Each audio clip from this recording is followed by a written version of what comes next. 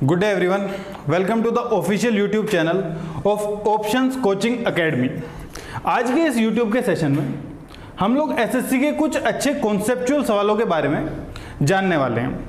हम देखने वाले हैं कैसे इन सवालों को आसान बनाया जा सके, क्या इनके सॉल्यूशन हैं जिससे ये सवाल जल्द से जल्द हम लोग पेपर में कर पाएँ।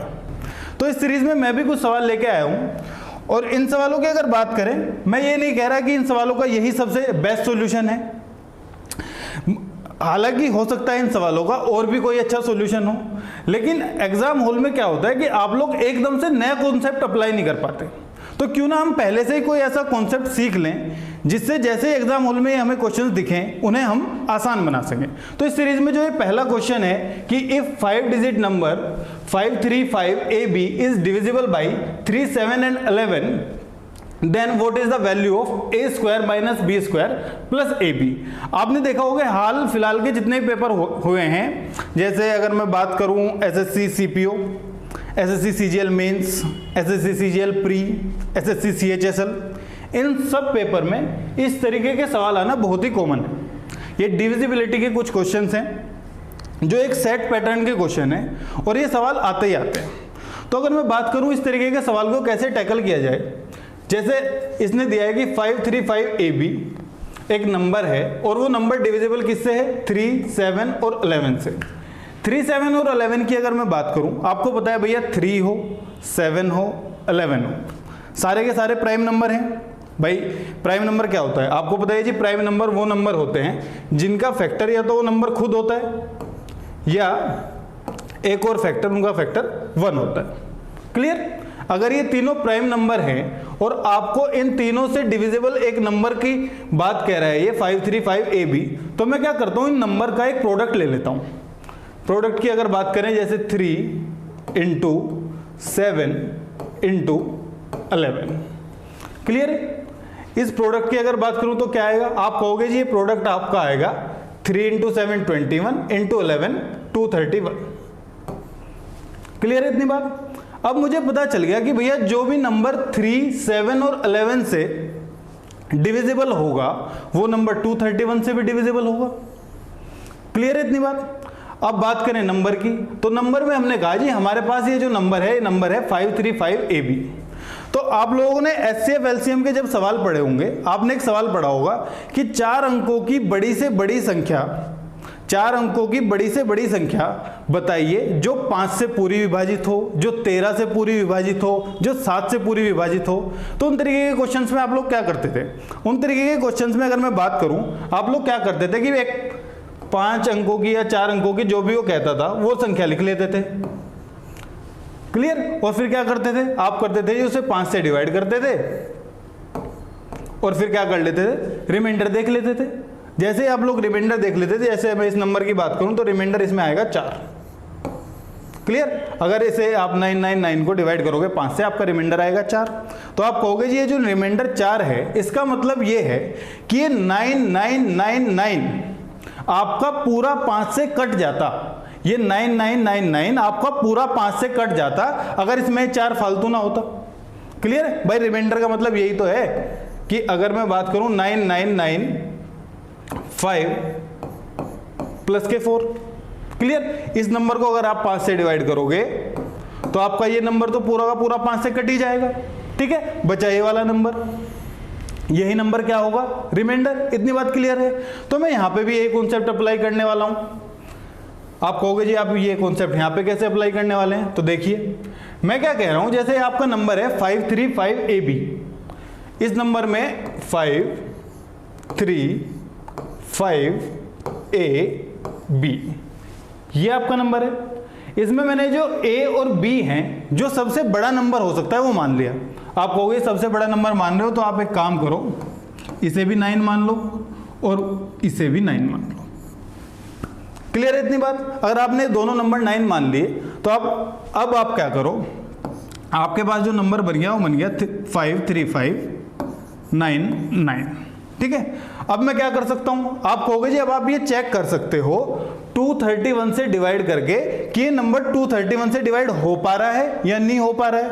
तो आपने कहा जी सबसे पहले मैं डिवाइड करके देख लेता हूं 231 से, ये लो 231, ठीक है। 23 से कम 23, 23 दूनी 46, तो यहां से अगर बात की जाए 2 बारी तक चला जाएगा, क्लियर।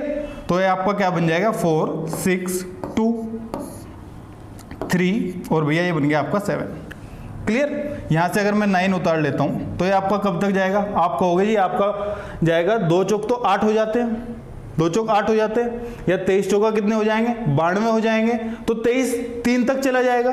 तो 3 तक अगर मैं जाने की बात कहूं तो ये आपको नंबर जो मिलेगा 3 एकम 3 और भैया 23 दिया होते हैं आपका 69, क्लियर है इतनी बात। यहां पे अगर रिमाइंडर की बात करूं तो आपका रिमाइंडर बचेगा 9 में से 3 गए 6, क्लियर, और भैया ये आपका बचेगा 4 6। इसके बाद आपने फिर 9 उतार लिया, क्लियर। तो 9 आप जैसे ही उतारेंगे फिर आपका 2 टाइम्स चला जाएगा, तो आपका जो रिमाइंडर बचा वो बचा 7, ठीक है। जैसे ही मैंने आपको अभी एक चीज पढ़ाई थी कि भैया जब आपने नंबर 999 लिया था और उसमें आपने 5 से डिवाइड किया था तो आपका रिमाइंडर आया था 4, क्लियर। तो आपने कहा था अगर इसमें 4 ना होता तो ये नंबर पूरा पूरा कटता। यहां पे भी तो आप कह सकते हो जी अगर इसमें 7 ना हो, अगर इसमें 7 ना हो तो ये नंबर पूरा पूरा किससे कट जाएगा 231 से, और अगर ये नंबर पूरा पूरा 231 से कट गया तो ये नंबर 3 से भी कटेगा, 7 से भी कटेगा, 11 से भी कटेगा।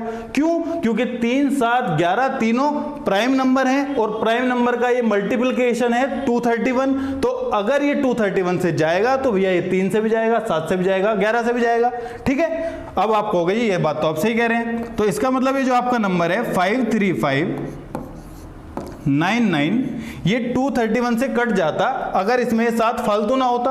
अगर ये 7 फालतू है तो आप क्या करो, ये 7 इसमें से हटा दो, क्लियर। तो आपका नंबर क्या बचा, आप कहोगे ये मेरा जो नंबर बचा वो बचा 53592, क्लियर। यहां से अगर 92 की बात करें तो 92 आपकी आ गई ना ए बी की वैल्यू, क्लियर। इस नंबर से अगर मैं कंपैरिजन करूं आपका, ये तो आपने उतार लिया होगा,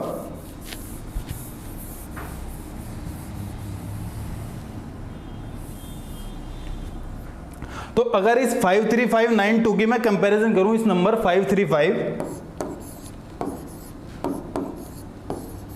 ए बी से, तो यहां से ए और बी की वैल्यूज क्या आ जाएंगी, आप कहोगे जी ए की जो मेरी वैल्यू आएगी वो आएगी 9 और बी की जो मेरी वैल्यू आएगी वो आएगी 2, क्लियर। अगर ए बी की वैल्यू आपको पता चल गई है तो बस डायरेक्ट उसमें रखो। तो आपको क्या पूछा है, ए स्क्वायर यानी 9 का स्क्वायर, बी स्क्वायर यानी कि 2 का स्क्वायर, प्लस के ए बी 9 दूनी 18, क्लियर। तो भैया 9 का स्क्वायर यानी कि 81 माइनस के 4 प्लस का 18, क्लियर। और भैया यहां से अगर मैं बात करूं 81 प्लस 14, ये आपका जो आंसर आएगा ये आएगा 95, और 95 इस सवाल का सही आंसर है। आई होप आपके कॉन्सेप्ट क्लियर हुआ होगा, क्लियर। तो नेक्स्ट सवाल की तरफ बढ़ते हैं। अगला जो सवाल है कि A square plus B square plus C square plus के 216 equals to 12 A plus B minus के 2c। इस तरीके के क्वेश्चन भी आप लोग देखना प्रीवियस ईयर उठा के, बहुत सारे सवाल आपको इस टाइप के मिल जाएंगे, क्लियर। इसका मैं बेसिक सा कॉन्सेप्ट आपको बता देता हूं कि इसमें हमें कुछ नहीं करना होता, हमें बनानी होती है ट्वाइस ऑफ ए बी की फॉर्म, क्लियर। आप कहोगे जी ट्वाइस ऑफ ए बी की फॉर्म कैसे बनाऊं, तो पहले क्वेश्चन लिख लेते हैं चलो, कि भैया A square plus B square plus C square plus 216 equals to 12 A plus B minus का ट्वाइस ऑफ सी, क्लियर है। यही आपका सवाल है। तो 2ab की अगर हम लोग फॉर्म बना रहे हैं, हम लोग क्या करते हैं, इस 12 को 2ab में लिख लेते हैं। आप कहोगे 2ab का मतलब आप क्या कहना चाह रहे हो कि 2 तो रखो बाहर, क्लियर। 2 तो रख लिया हमने बाहर और जो भी बचा वो कर दो अंदर। तो 2 इंटू 6 होता है आपका 12, तो 2 आ गया आपका बाहर, 6 आ गया आपका अंदर, क्लियर। यही तो बनेगा। अब आपसे कहूं मैं कि अब आप ए बी सी की वैल्यू बताइए, ठीक है। तो अब ए बी सी की क्या वैल्यूज होंगी वो मैं आपको बता देता हूं। तो ए बी सी की वैल्यू वही होगी जो आपका यहां पे ए का कोफिशिएंट, बी का कोफिशिएंट और सी का कोफिशिएंट है, ठीक है। ए का कोफिशिएंट क्या है 6, बी का कोफिशिएंट क्या है 6, सी का कोफिशिएंट क्या है आप कहोगे माइनस के 12। लेकिन ये वैल्यूज तब तक ही ए बी सी की होंगी जब तक यहाँ पे जो आपका ए स्क्वायर का कोफिशिएंट है वो 1 है। यानी कल के दिन अगर यहाँ पे ए स्क्वायर का कोफिशिएंट 5 आ गया तो आपकी जो वैल्यू हो जाएगी ये 6/5 हो जाएगी। क्लियर है इतनी चीज? चलो जी इतनी चीज क्लियर है। तो यहां से आपकी ए बी सी की वैल्यू मिल गई। आप कहोगे जी ए की वैल्यू 6, बी की वैल्यू 6, सी की वैल्यू माइनस के 12। यहां पे आपसे पूछा गया क्या है, आपसे पूछा गया a b minus b c plus के ए सी। ठीक है, आपने जैसे यहाँ पे A6 और B6 देखा तो आपको पता चल गया भैया इस सवाल में जो A है वही B है, यानी A बराबर B है। अगर A बराबर B है तो उसे यहां रखो। आपने कहा जी A बराबर B है तो मैं इसे डायरेक्ट यहां रख लेता हूं। ये बन गया मेरा A स्क्वायर और ये BC बन जाएगा मेरा AC और ये AC मेरा पहले से है ही। क्लियर? देखो ज्यादा कैलकुलेशन भी नहीं करनी पड़ी और इससे क्या हुआ फायदा मेरा कि ये AC से AC कट गया।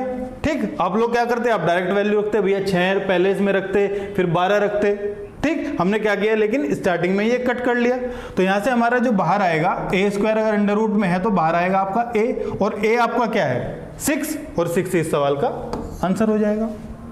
क्लियर? चलो नेक्स्ट सवाल की तरफ बढ़ते हैं। नेक्स्ट सवाल की अगर बात करें, आपने देखा होगा आजकल इस तरीके के सवाल बहुत आ रहे हैं। ठीक है, ये एक कैलकुलेटिव सवाल है अगर इसे डायरेक्ट किया जाए, लेकिन अगर हमारी अप्रोच कॉन्सेप्चुअल है तो इस सवाल को भी छोटा बनाया जा सकता है। कैसे, तो मैं आपको बताता हूं। इस तरीके के सवालों में आप लोग क्या कीजिए, जैसे आपको दिया हुआ है 6.35। क्लियर? 6.35 आपने मान लिया कि भैया ये हमें 6.35 एक वैल्यू दी हुई है। मैंने कहा इस वैल्यू का आप मान लीजिए ए। आपका जो पॉइंट वगैरह की अगर इसमें गलती होती है तो वो गलती नहीं होगी, अब से देखना। तो अगर आपका 6.35 ए है तो दूसरी जो नंबर इसमें इन्होंने यूज किया है वो है 63.5। तो 63.5 की अगर मैं बात करूं, आपने कहा जी मेरा जो डेसिमल है, डेसिमल राइट हैंड साइड की तरफ चला गया। अगर डेसिमल एक स्थान खिसक गया तो इसका मतलब क्या हुआ संख्या में 10 की गुणा होगी संख्या में। इतनी बात समझ में आई? क्लियर? तो अगर मैं नेक्स्ट संख्या की बात करूं तो नेक्स्ट संख्या क्या है आपकी, आप कहोगे जी नेक्स्ट नंबर या अगली संख्या मेरी जो है वो है 3.65। इसी तरह 3.65 को मैंने मान लिया बी। क्लियर है? और दूसरा नंबर जो यहां पे यूज हुआ है वो क्या है, आप कहोगे जी वो नंबर है 36.5, यानी कि यहां पे भी क्या हुआ है 10 का मल्टीप्लिकेशन। क्लियर है? तो यहां से आपको पता चल गया कि आपने जो ये नंबर माना था सर, ये तो आपने a मान लिया, ये b, उससे ये 10a आ गया, ये 10b आ गया। क्लियर? तो अगर मैं यहां पे बात करूं तो अब आपका क्वेश्चन क्या बन गया, आपका क्वेश्चन बन गया a की क्यूब, क्लियर, प्लस b की क्यूब अपॉन 10 a का स्क्वायर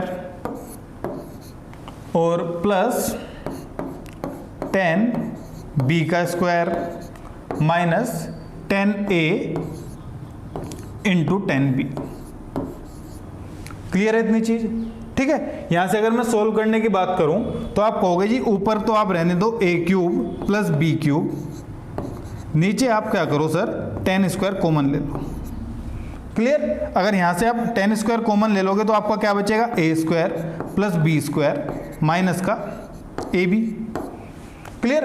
अब आपको एक आइडेंटिटी पता है कि a cube plus b cube मेरा होता है a cube plus b cube मेरा होता है a प्लस का b into a square plus b square minus का ab।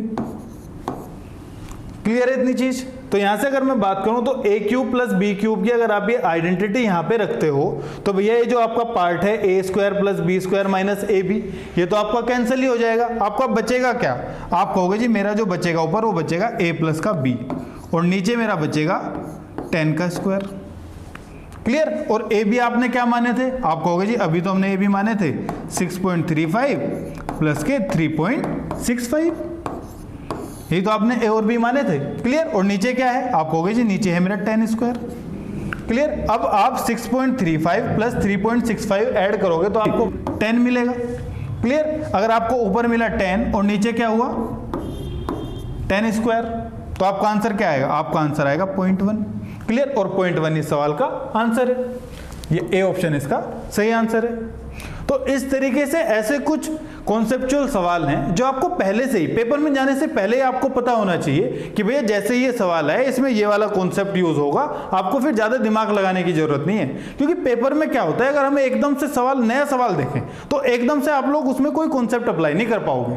तो आप लोगों को इस तरीके से क्या करना है, जितने भी आपके प्रीवियस ईयर के सवाल हैं, जितने भी आपके प्रीवियस ईयर के सवाल हैं, क्योंकि आपको पता है आने वाले जो मंथ है अगस्त, उसमें आपके बहुत सारे एसएससी के पेपर हैं, ठीक। आपको उन सारे प्रीवियस ईयर सवालों में देख लेना है कि भैया ये जो सवाल है तो बार बार आ रहा है, तो इस सवाल का कॉन्सेप्ट मेरा बिल्कुल पक्का होना चाहिए, ताकि पेपर में अगर डिजिट थोड़ी टफ भी कर दी जाए तो भी मैं इसे आसानी से कर दूं।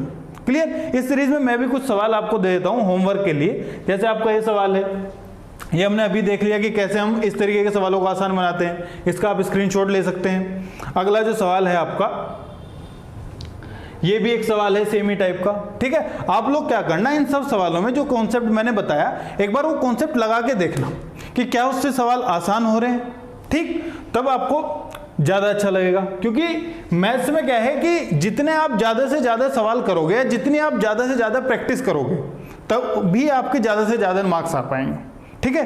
तो